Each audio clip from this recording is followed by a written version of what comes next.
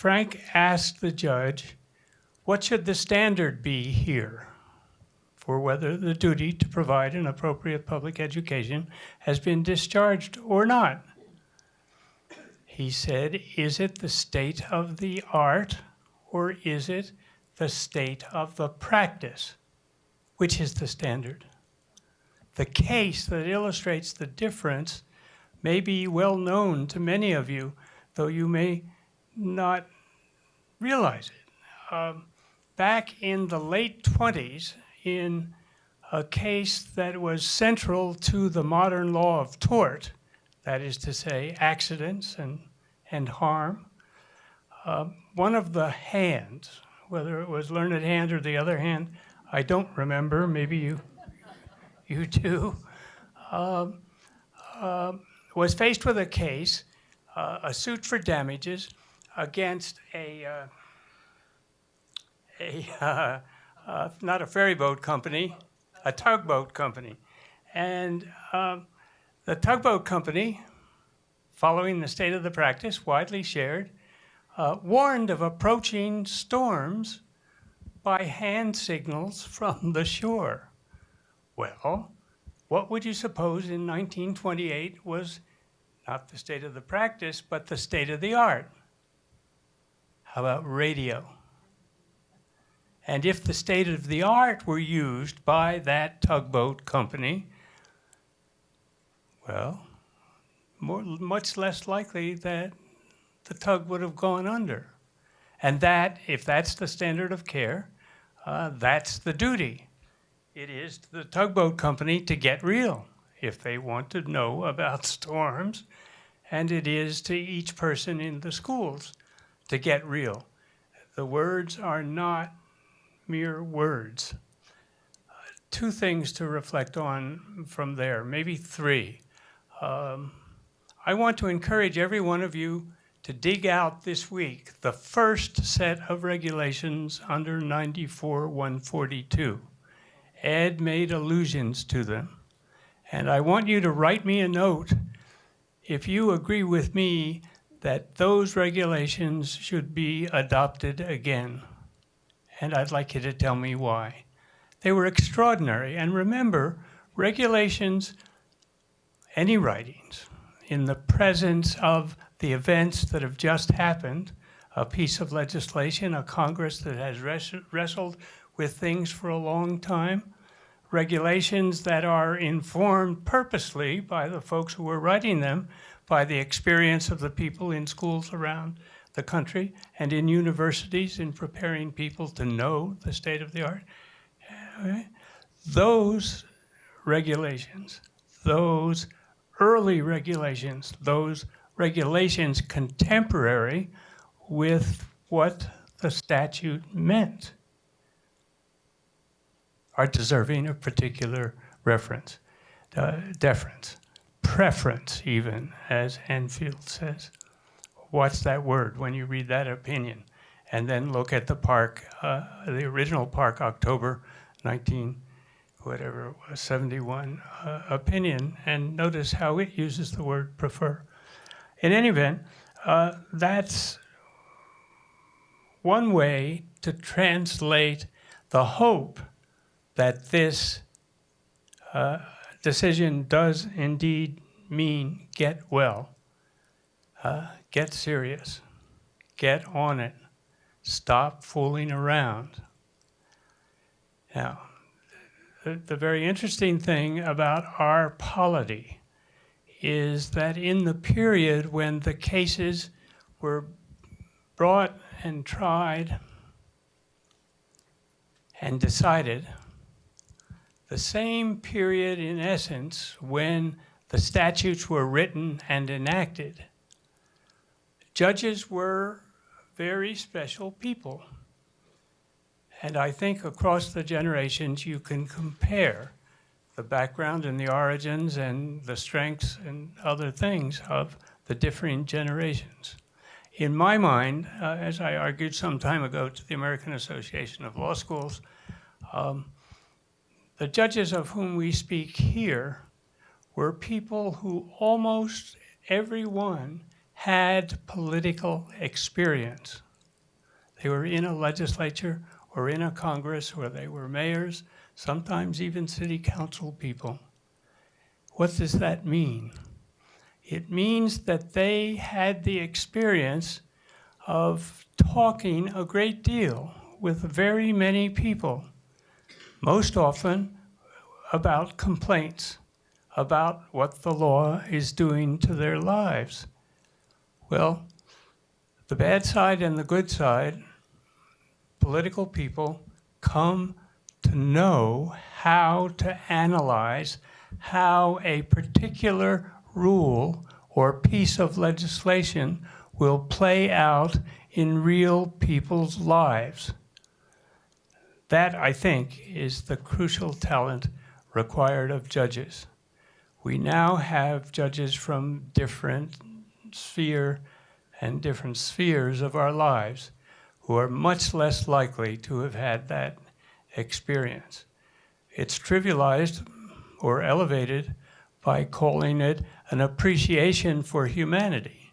It's an appreciation for someone's humanness and how the state does or does not affect it happily. Now, one more. And this is going to ask you for a great deal of work in the next 2 weeks.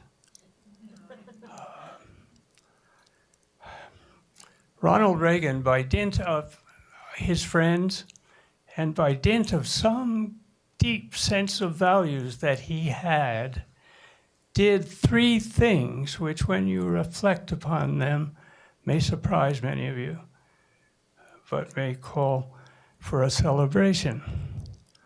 One of them was to save the education department. He had campaigned, you remember, on abolishing it.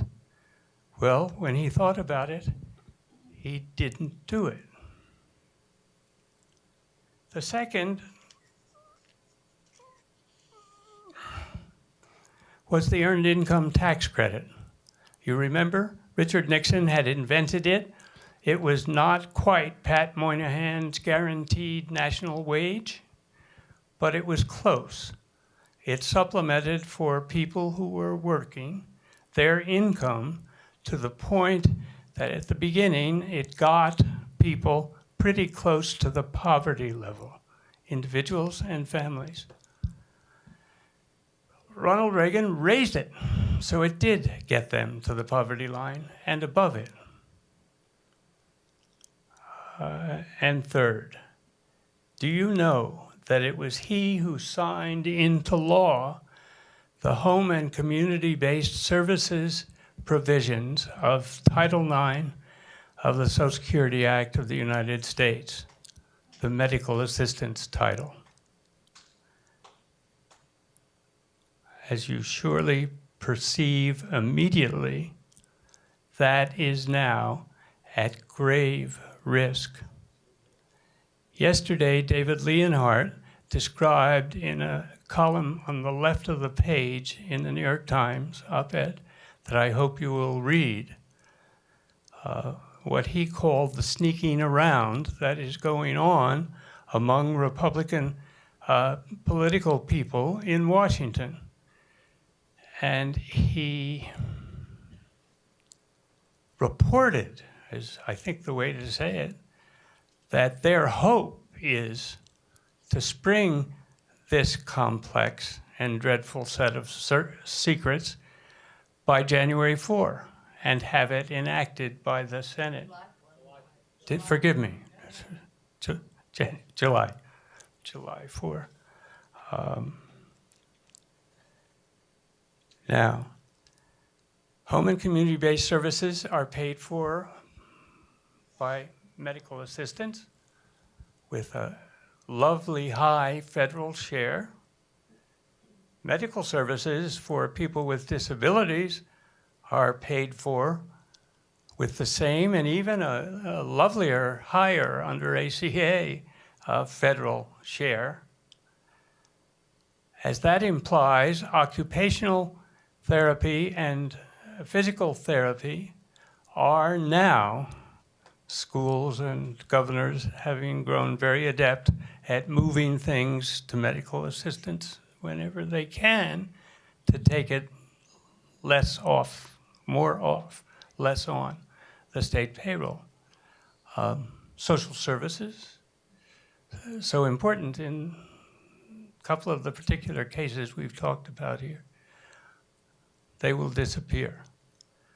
Now, Leonhardt reports that the medical organizations, the healthcare organizations, the hospital associations, the doctors' associations, the specialized doctors' associations, the medical schools, all of them who were so articulate 6 weeks ago when the questions of the American Health Care Act were raised, and who put the goods on the table, and who caused the American people to think and to express themselves widely and loudly that they would not tolerate 23 million or better of Americans, question how many million are disabled, losing their health care, let alone their apartment, their friends, you get it, that they are not